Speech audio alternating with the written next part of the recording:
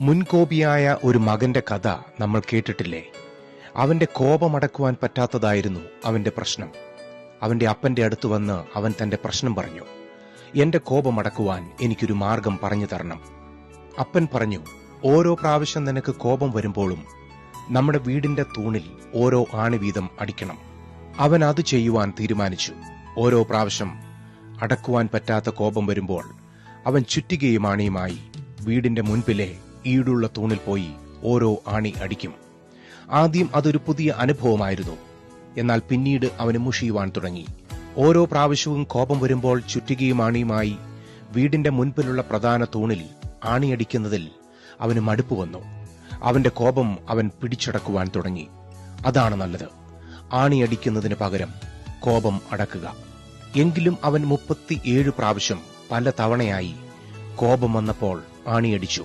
അവന്റെ കോപം അവസാനം അവനിൽ നിന്ന് വിട്ടുപോയതായി അവൻ അനുഭവപ്പെട്ടു. അവൻ തന്റെ അപ്പന്റെ അടുത്ത് വന്ന് അവന്റെ വിജയത്തെക്കുറിച്ച് പറഞ്ഞു. അപ്പൻ അവനോട് പറഞ്ഞു, ഇത് നല്ല കാര്യമാണ്. ഇനിയും നീ കോപമില്ലാതെ ജീവിക്കേണ്ട ദിനങ്ങളാണ് നിന്റെ മുൻപിൽ. കോപിക്കാതെ ജീവിക്കുന്ന ഓരോ ദിവസവും പോയി ഒരാണി വെച്ച് നീ വലിച്ചൂരണം. അടുത്ത 37 ദിവസങ്ങളിലായി അവൻ കോപമില്ലാതെ ജീവിച്ച് ആ മുഴുവൻ ആണികളും വലിച്ചൂരി. അവൻ വീണ്ടും വിജയിച്ചു. അപ്പന്റെ അടുത്തു വന്ന് തന്റെ വിജയത്തെക്കുറിച്ച് അവൻ വാചാലനായി. അപ്പൻ അവനെ ആ തൂണിനടുത്തേക്ക് കൊണ്ടുപോയി. ആ വീടിന്റെ പ്രധാന തൂണ്, എല്ലാവരും വരുമ്പോൾ ആദ്യം കാണുന്ന തൂണ്. ആ തൂണിൽ നിറയെ ആണിപ്പാടുകൾ നിറഞ്ഞിരിക്കുന്നത് കാണിച്ചു. അപ്പൻ പറഞ്ഞു, നിന്റെ കോപം ശമിച്ചു എന്നത് ശരിയാണ്. നീ ആ തൂണിനെ ശ്രദ്ധിച്ചു നോക്കിക്കേ.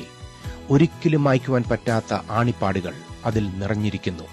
നിന്റെ കോപത്താൽ നീ വരുത്തിയ പാടുകൾ നിന്റെ ശാന്തതയാൽ മായപ്പെടുന്നില്ല. മനുഷ്യരുടെ കോപത്താൽ അവർ വിളിച്ചു പറയുന്ന വാക്കുകൾ, അവർ ചെയ്യുന്ന പ്രവൃത്തികൾ മുറിവേൽക്കുന്നവരുടെ ഉള്ളിൽ എന്നും മായാതെ നിൽക്കുന്നു. നൊടിനേരത്തെ കോപത്താൽ നമ്മുടെ വായിൽ നിന്നും വീഴുന്ന ചില വാക്കുകൾ, നാം ചെയ്യുന്ന ചില പ്രവൃത്തികൾ ചിലരുടെ ഉള്ളിൽ കയറിയാൽ അതവിടെ കിടന്ന് പഴകുന്നു. നമ്മുടെ നല്ല വാക്കുകളോ നല്ല പ്രവൃത്തികളോ അവയ്ക്ക് പകരമാകുന്നില്ല. അതുകൊണ്ടാണ് വചനം പറയുന്നത്, എന്നാൽ ഏതു മനുഷ്യനും കേൾപ്പാൻ വേഗതയും പറവാൻ താമസവും കോപത്തിന് താമസവുമുള്ളവൻ ആയിരിക്കട്ടെ. കോപം കൊണ്ട് വാക്കുകൊണ്ട് മറ്റുള്ളവരെ മുറിവേൽപ്പിക്കുന്നവർ, കോപത്താൽ തകർക്കുന്ന പ്രവൃത്തി ചെയ്യുന്നവർ, അവർക്ക് നഷ്ടപ്പെടുന്നത് അവരുടെ നല്ല ബന്ധങ്ങളെയാണ്. കാര്യങ്ങളുടെ സത്യാവസ്ഥ എന്തെന്ന് മനസ്സിലാക്കാതെ ഒരാളെ തകർക്കുവാൻ മുന്നിൽ നിൽക്കുന്നവർക്ക് ലഭ്യമാകുന്നത് കുറെ മുഖംമൂടികൾ അണിഞ്ഞ മനുഷ്യരെയും, നഷ്ടമാകുന്നത് ആത്മാർത്ഥമായ ഹൃദയമുള്ള സുഹൃത്തുക്കളെയുമാണ്. ഈ ലോകം അങ്ങനെയാണ്. വാക്കുകൾ കൊണ്ടും പ്രവൃത്തി കൊണ്ടും നമ്മുടെ ഹൃദയത്തിൽ മുറിവുകൾ നൽകിക്കൊണ്ടിരിക്കും. ആർക്കും മായ്ക്കുവാൻ പറ്റാത്ത മുറിപ്പാടുകൾ നമ്മിൽ ലോകം തരുമ്പോൾ ദൈവാത്മാവിന് മാത്രമേ നമ്മെ സൗഖ്യമാക്കുവാൻ കഴിയൂ. നമ്മെ തകർത്തവർക്ക് നമ്മുടെ മുറിവ് കെട്ടുവാൻ കഴിയില്ല. അവരുടെ മുറിവ് കെട്ടുവാനുള്ള ശ്രമങ്ങൾ നമുക്ക് അരോചകമാകുമ്പോൾ നാം ദൈവകൃപയിൽ ആശ്രയിക്കണം. നമ്മുടെ രൂപം നിലനിർത്തുവാൻ, നമ്മുടെ സൗന്ദര്യവും മനസമാധാനവും നിലനിർത്തുവാൻ ദൈവസ്നേഹം കൊണ്ട് നമ്മെ നിറയ്ക്കണം. ഈ ലോകത്തിലെ അനേകം മുറിവുകൾ ഏറ്റവരാണോ നിങ്ങൾ? മനുഷ്യരുടെ ചതിവും ആട്ടും അധിക്ഷേപവും അത്യാക്ഷേപവും ഒത്തിരി സഹിച്ച് മുറിവേറ്റ വ്യക്തിയാണോ നിങ്ങൾ? ലോകത്തിലെ ചില സമ്പ്രദായങ്ങളാൽ തകർന്നവരാണോ നിങ്ങൾ? ചില രോഗങ്ങൾ, ചില വേദനകൾ, ചില സാഹചര്യങ്ങൾ നിങ്ങളെ തകർത്തുവോ?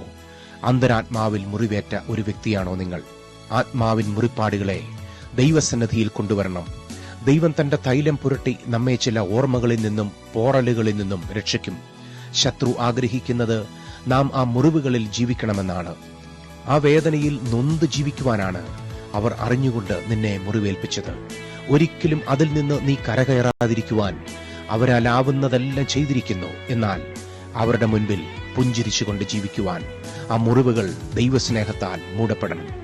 ഇതാ ഞാൻ രോഗശാന്തിയും ആരോഗ്യവും വരുത്തി അവരെ സൗഖ്യമാക്കുകയും സമാധാനത്തിന്റെയും സത്യത്തിന്റെയും സമൃദ്ധി അവർക്ക് വെളിപ്പെടുത്തുകയും ചെയ്യും. ഞാൻ അവരെ മടക്കി വരുത്തി പണ്ടത്തെ പോലെ അവർക്ക് അഭിവൃദ്ധി വരുത്തും. മനുഷ്യരും മൃഗവുമില്ലാതെ ശൂന്യമായിരിക്കുന്നു എന്ന് നിങ്ങൾ പറയുന്ന ഈ സ്ഥലത്ത് മനുഷ്യനോ നിവാസികളോ മൃഗമോ ഇല്ലാതെ ശൂന്യമായിരിക്കുന്ന ഈ വീഥികളിൽ ഇനിയും ആനന്ദഘോഷവും സന്തോഷധ്വനിയും മണവാളന്റെ സ്വരവും മണവാട്ടിയുടെ സ്വരവും കേൾക്കും. ഞാൻ ദേശത്തിന്റെ സ്ഥിതി മാറ്റി പണ്ടത്തെ പോലെയാക്കുമെന്ന് ദൈവമായ കർത്താവ് അരുളി ചെയ്യുന്നു.